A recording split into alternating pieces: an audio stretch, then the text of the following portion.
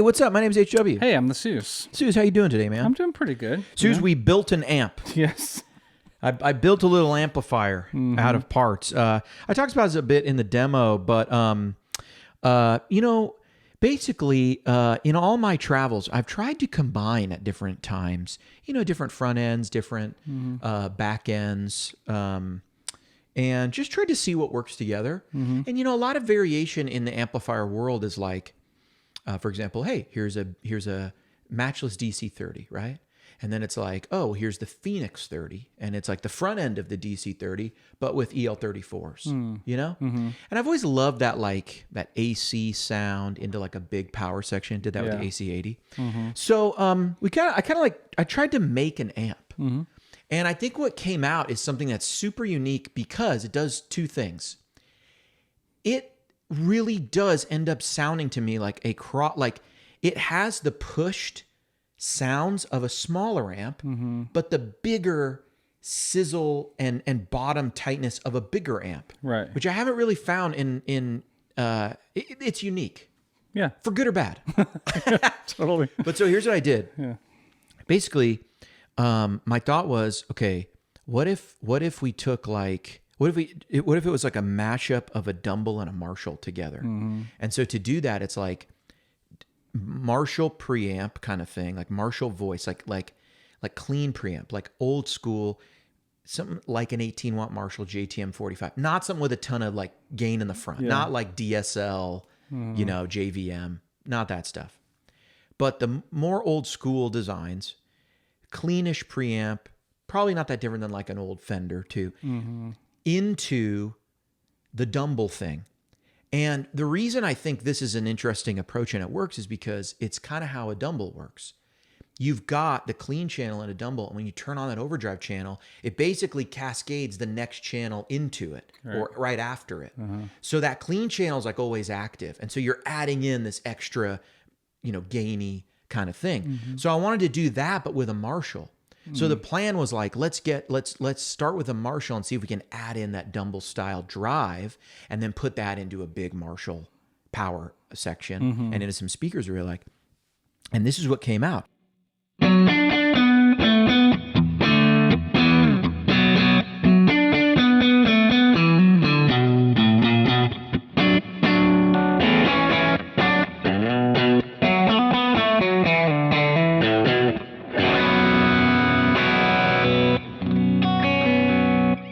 Yeah, so when you dig in on the bridge, dig in on the bridge and then see how light you can go in the neck. Yeah.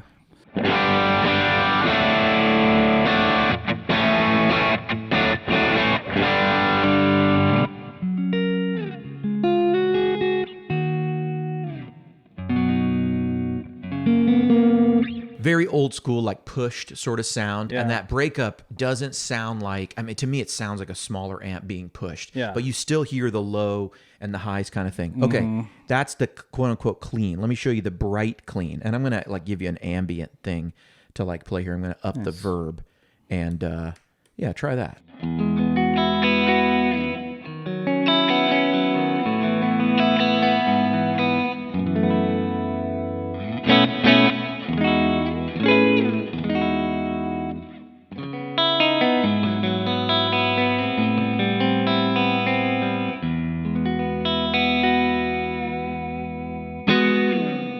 So ultra clean, if we go up a little bit in gain, check that out.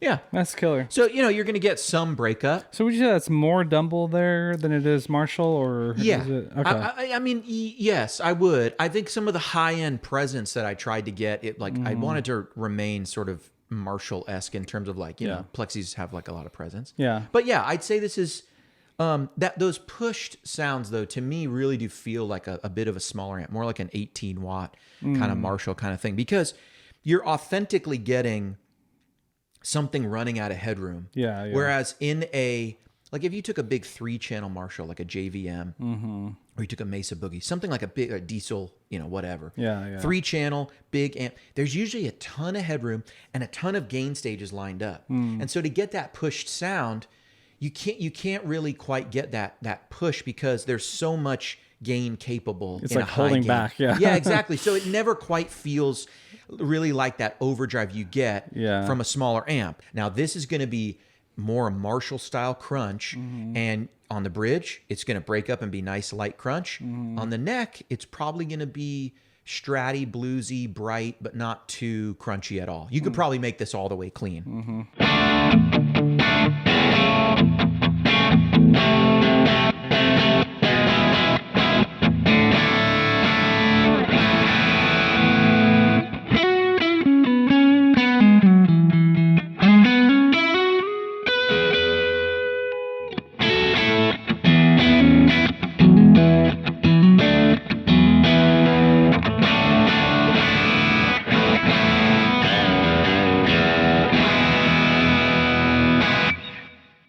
That's cool. Yeah, that's right at my favorite gain range. You can get a little aggressive, but on the neck sounds a little bluesy. If we go up from there, I'm just going to go to crunch 2, and this is it. We're on the Kemper today.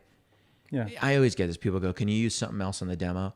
It sounds the same. They all sound like that. Yeah. I mean, it really does. It really does. Yeah. The differences are not so different that if you like the sound on one, you would dislike the sound on the other. They sound the same. If you put any two systems back to back, you'll notice some differences. And admittedly, I like the Kemper because it sits up here and I can show it. Does that make sense?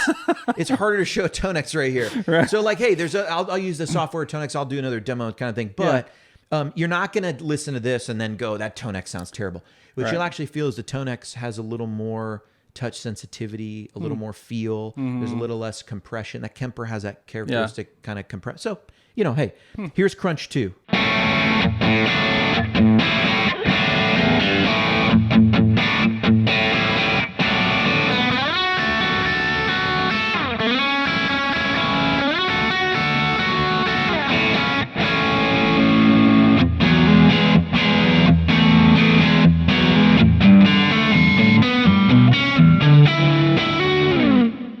I was so into it, I started whipping my hair around. I just started whipping my hair around. I whip my hair back and forth, No, man, it's a cool crunch thing. For if sure, we go all the way up, we get...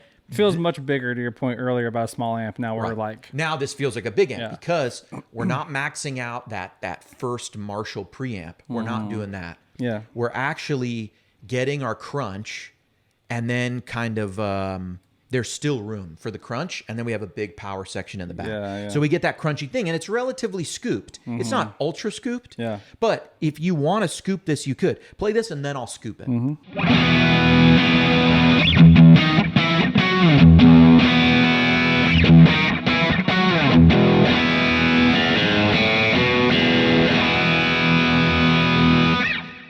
So I'm going to go into the little EQ here, and I'm going to flatten everything. And when I flatten everything, nothing's going to be touched, but I'm going to grab, flat enough. I'm going to grab the 1000 or 800 or whatever. I'm going to pull it down like 3 decibels.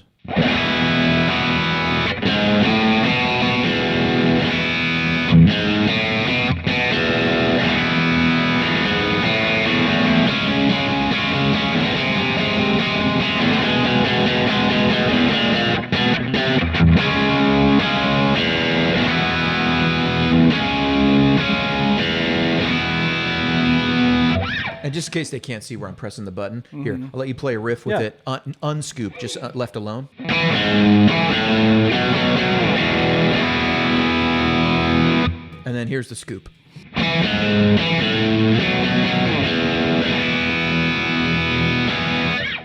So in the room, I've got the little bass boost on in this cabinet.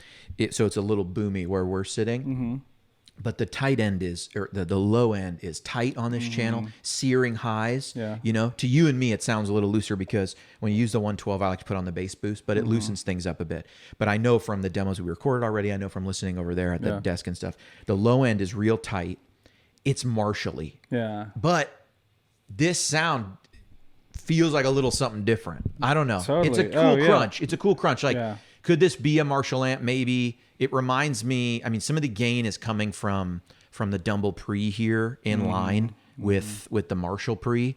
But It's really cool. it's a good crunch sound. Yeah. Now, let's get another gainy thing. The other sort of, like, the crunch is what I would think of as channel 2, but I would also think of this as channel 2. So where the crunch was more Marshall-esque, this I wanted to be more Dumble-esque. Okay. So here's overdrive. I'm going to go to overdrive 2.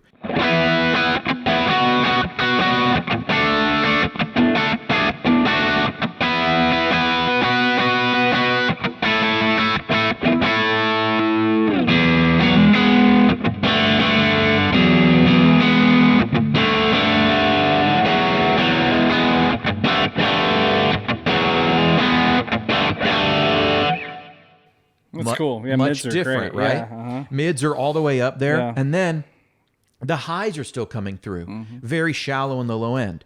If you want to, let's say I want to come back in here and I want to make this more of a typical Dumble thing, it's going to get pretty warm. So we'll play a riff without it, and then I'll turn it on.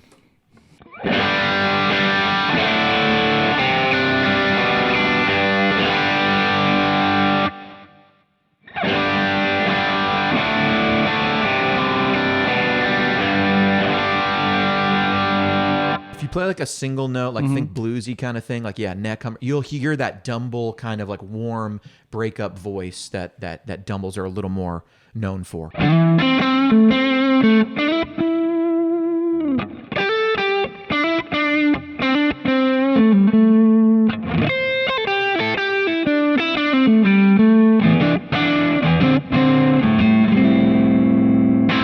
Yeah, and you take that off, and it's probably will still do a thing, but you're going to get much more sizzle, sparkle. Try the same riff like that.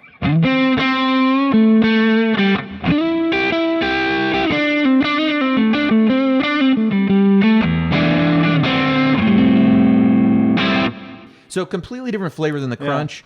I'll go over here to OD3 so people can hear that, and it's just going to be that kind of tone. No highs taken off or anything, but with just more drive, you can hear how much gain you can get out of this.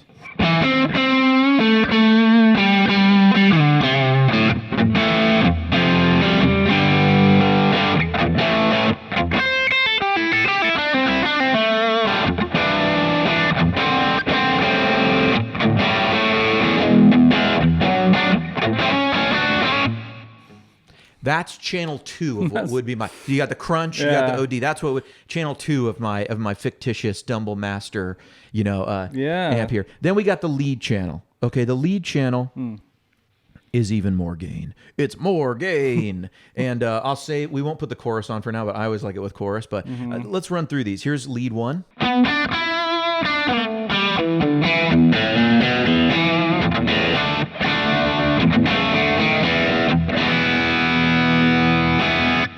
This is the sound of like cascading gain. This is higher gain, like what you'd get in a preamp when you have multiple tubes gain staging into each other. You keep rolling it up and you hit the first one, the second one, the third one, fourth, and then boom. And so here's lead 2. It sounds like just, a big, big amp. Play some rockin' thing,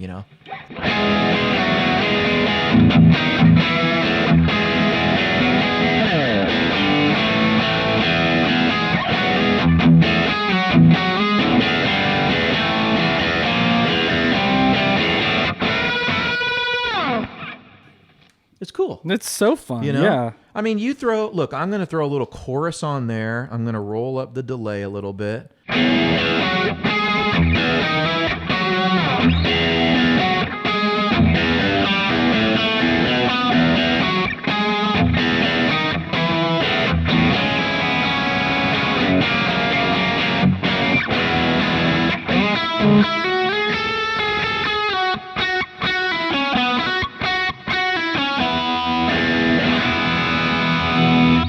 I mean, to me, that's pretty good. Look, here's a green scream. Oh, no, here's a pure booster.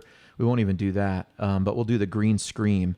So here's like a tube screamer going into it where you just going into that same sound. Pretty boosted, but now I get tube screamer flavor on top. Good for leads, good for tighter rhythm.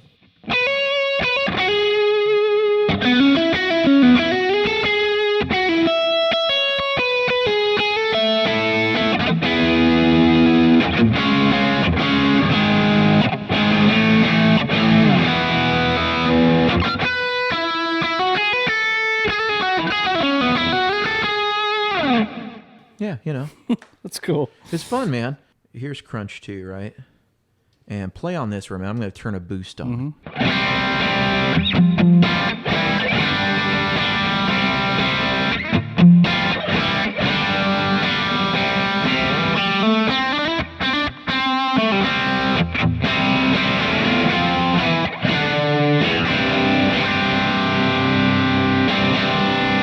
See, when you went to the single note stuff, I hit the little tube screamer, or you heard me hit the tube screamer, and with the boost and without it, you just get a little more saturation.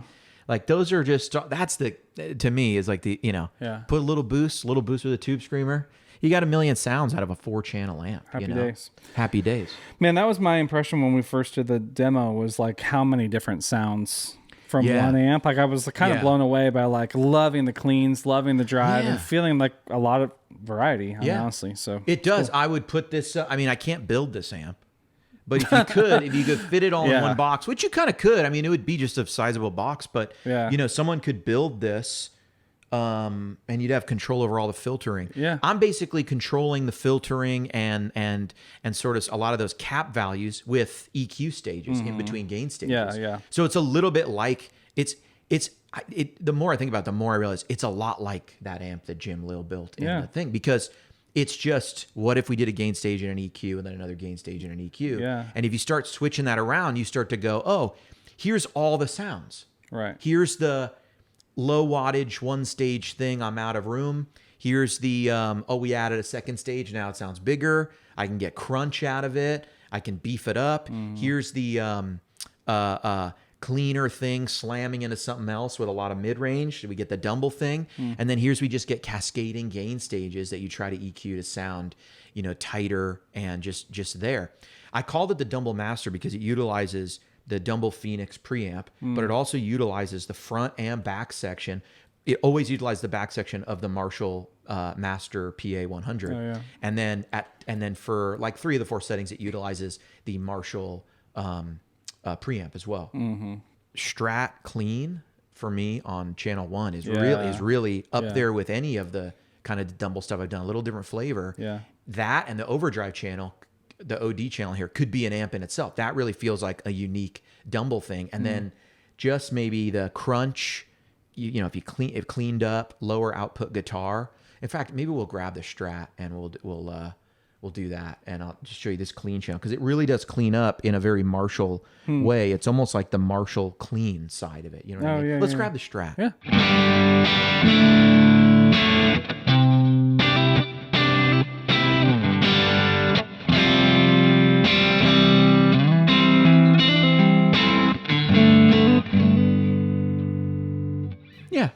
Clean enough. Beautiful. You know what I'm saying? What position are you on there? That was on the neck. On the neck? Try the in-between sound, and you're going to get, I think this is going to clean up almost all the way. I'm going to roll the verb up a little bit.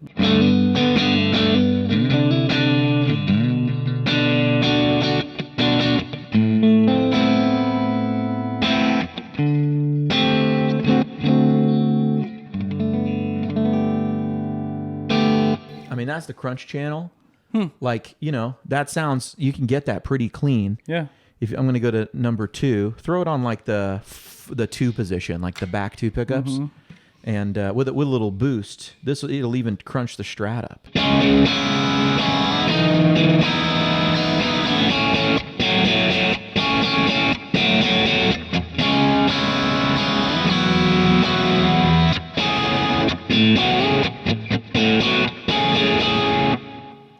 Cool sound. It is a cool sound, Yeah. So it's all there, man. I mean, you can treat these channels kind of however you want. Yeah. I named them Clean, Crunch, and everything, but that's that. That's the amp I created, cool. Sooze. I might try and create another one. I might try to next time do 9 gain stages. Yeah, I might do that.